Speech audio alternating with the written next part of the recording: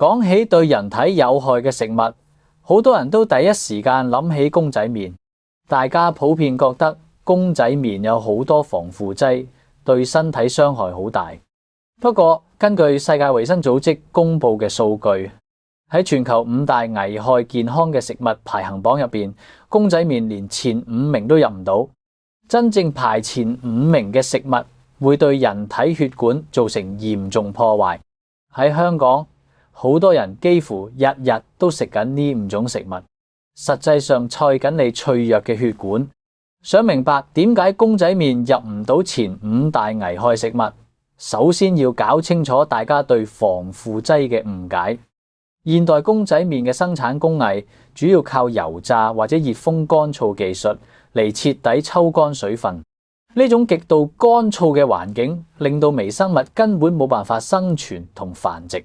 所以公仔麵根本唔需要額外加防腐劑。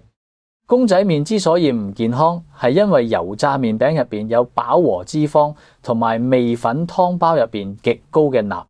淨係食一包公仔麵，吸收嘅鈉含量已經超標。相比之下，接落嚟要講嘅呢5種真正有害嘅食物，呢5種食物經過極度深度嘅工業化加工，有害物質已經由內到外同食材徹底融合埋一齊。消費者根本冇可能用水洗得走呢啲有害成分。第一種係香港人早餐同下午茶最常食嘅各類加工肉製品，當中包括茶餐廳餐蛋麵入邊嘅午餐肉、燒味飯必配嘅紅腸同埋各式腸仔。好多香港人以為呢啲只係普通肉類，最多只係脂肪多啲，但係世衛已經明確將加工肉類列做1級致癌物。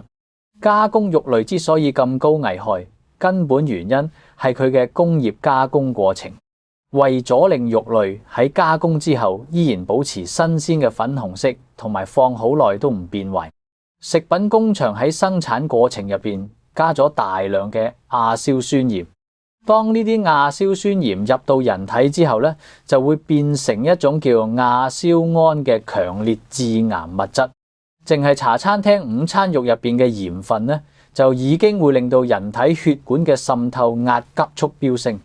太高嘅鈉含量會鎖住體內嘅水分，直接搞到血液總容量增加，跟住迫使血管長期處於擴張同受壓嘅狀態。喺長期壓力之下，血管壁嘅生理結構會改變，變得越嚟越厚，最終完全失去原本嘅彈性，形成嚴重嘅動脈粥樣硬化。如果腦部血管塞咗，就會搞到中風。第二種嚴重傷血管嘅食物就係台式奶茶同埋各式各樣嘅手搖飲品。奶茶對健康造成損害嘅核心因素有2個，第一係奶精，第二係高果糖漿。首先講奶精啊，市面上大部分平價手搖飲品根本就冇牛奶成分。佢哋用嘅奶精呢，本質其實係植物油經過人工氫化過程之後整成嘅粉末。呢種氫化過程呢，會產生大量嘅反式脂肪。當你飲完一杯有奶精嘅飲品之後，呢啲反式脂肪會喺體內留好長一段時間，佢哋會大幅推高人體內壞膽固醇嘅水平，拉低可以保護血管嘅好膽固醇。世界各地嘅醫學研究呢，都證實咗咧，如果日日都食反式脂肪，會令患上心臟相關疾病嘅風險急劇增加20%以上。其次，呢啲飲品幾乎全部都係用高果糖漿嚟調味。當我哋大啖大啖飲奶茶嗰陣，飲品入邊大量嘅果糖會直接衝入肝臟，肝臟喺短時間內根本搞唔掂。咁大量嘅果糖，多出嚟嘅果糖就會即時變成脂肪。新生嘅脂肪首先會積聚喺肝臟入邊，搞出脂肪肝問題。之後咧就會流入血液循環系統，變成血液入邊嘅三酸甘油脂。三酸甘油脂一旦飆高，血液就會變得好結噶啦。喺呢種狀態下，心臟一定要用極大嘅力氣先可以推得喐啲結撻撻嘅血喺血管入邊流。長期係咁，心臟嘅負荷就會嚴重超標，同時血管壁承受嘅壓力都會急升啊，好容易搞到血管受損。第三種食物就係大家經常食嘅快餐店炸雞、薯條同埋包裝薯片。市面上嘅快餐店為咗慳成本同埋 keep 住食物脆卜卜嘅口感，通常都會用經過氫化處理嘅棕櫚油。呢類油咧本身已經有極高嘅飽和脂肪，更大鑊嘅係呢啲油喺炸爐入邊經過高溫加熱之後，會不斷產生大量致癌物質同反式脂肪。呢啲脂肪一旦入到血液循環，就會引發全身慢性發炎。原本平滑嘅血管內壁，一旦因為發炎變得凹凸不平，血液入邊嘅膽固醇就更加容易黐住喺上面。好多20幾歲嘅後生仔，久唔久食大餐炸雞薯條，可能覺得冇事，但實際上受呢啲唔健康嘅飲食習慣長期影響，佢哋嘅血管已經老化咗，隨時會突發嚴重嘅血管閉塞。第四種對血管造成嚴重危害嘅食物就係精製澱粉食品。喺香港最具代表性嘅就係白方包、菠蘿包，同埋市面上大量賣緊嘅包裝蛋糕同甜品。由精製白麵粉整出嚟嘅食物，喺人體內嘅消化過程同直接食白糖差唔多。喺深度加工嘅過程入邊，已經將小麥最有營養價值嘅麩皮同胚芽走晒，最後剩翻嘅只有純澱粉質，因為冇咗膳食纖維阻擋。呢種精製澱粉消化同吸收嘅速度極快。當你早餐食個菠蘿包，入到腸胃嘅澱粉質就會迅速變成血糖，搞到人體嘅血糖指數喺短時間內直接飆升到極高水平。面對呢種急劇嘅血糖上升，人體嘅胰臟會被迫大量分泌胰島素嚟強行壓低血糖。